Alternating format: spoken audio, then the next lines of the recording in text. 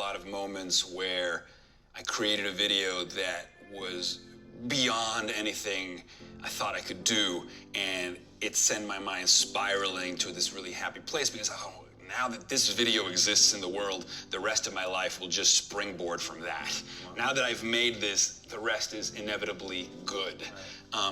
But you would think that that high would just stay, and it hasn't. You know, I've struggled with mostly anxiety from the fact that no matter how greatly I'm able to channel my creativity to create something in the world, that something is still a temporary thing. You know, I make a video, I can only watch it so many times before I'm sick of it, and there's a desire for that next thing.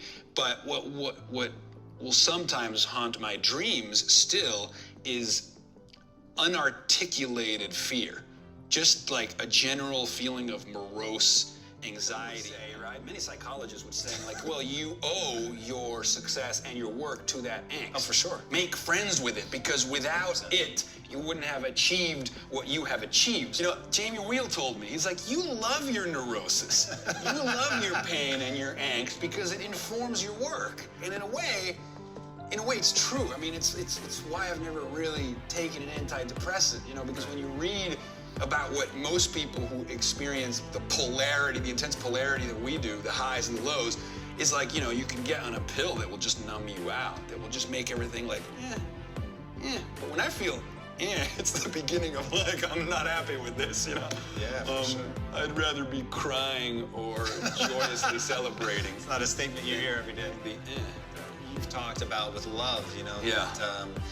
That in many ways it's the agony of knowing that it's temporary and that it's either a delicate moment with that person, or just knowing that they're a delicate creature and that nothing lasts forever. Perhaps it is that fleetingness that impregnates such moments with such beauty.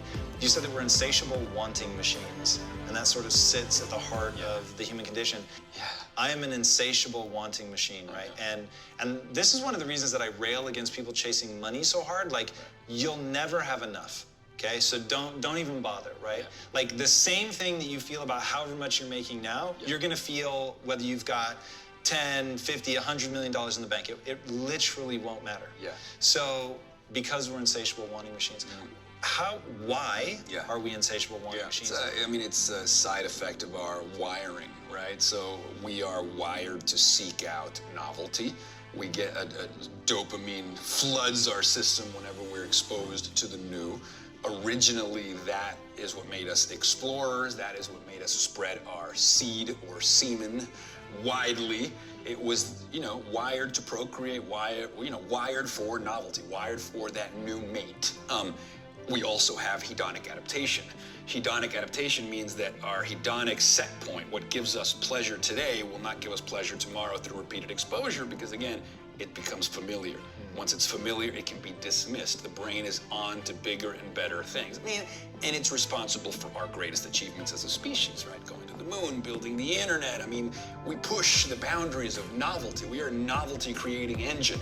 We're the cutting edge of evolution. Evolution creates novelty, right? Life moves towards greater novelty and complexity. That's what life is. It's the anti-entropic force in the universe is life. The problem is that if we're not constantly creating, we're restless and depressed, and also that we don't get to enjoy that which we create much either.